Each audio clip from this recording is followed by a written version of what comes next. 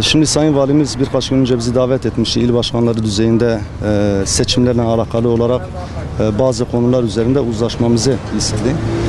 Daha önceden hazırlanmış olan ona yakın maddeler vardı ve o maddelerle ilgili önerisi olan veya değiştirilmesi gereken kısımlar varsa il başkanlarımız önerilerini sundular ve sonuçta bir mutabakat sağlandı.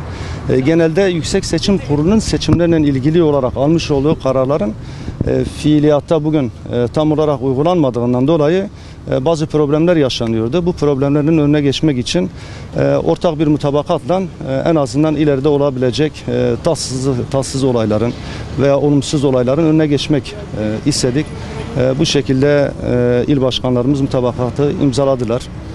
Hayırlı olsun. Herkes uyarsa inşallah bir problem çıkmaz. Verimli geçti sizin açınızdan. Yani verimli geçti. Tabii işin güvenlik boyutu ayrı. Yani biz bu güvenlik boyutunu Sayın Valimle de biz görüştük orada. Dile de getirdik. Çünkü Hür Dava Partisi'ne hem dün akşam Kayapınar İlçe Teşkilatımıza, ondan önceki akşam Bağlar Belediye Teşkilatımıza 13 aydır kurulduğumuzdan beri 20'ye yakın saldırıya uğrandı.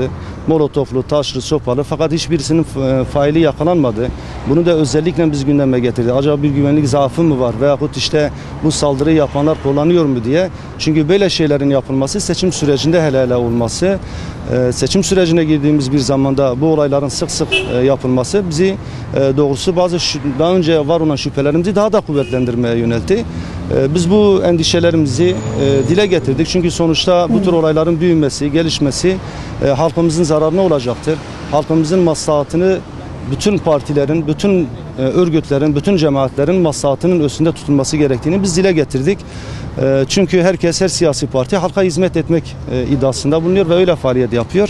Bunun gereği de halkın maslahatı, halkın iyiliği, halkın geleceğini herkes kendi çıkarını, mevki makamının üzerinde görmesinde yatmaktadır. Biz buna inanıyoruz, bunu da dile getirdik biz. Çok teşekkür ederim.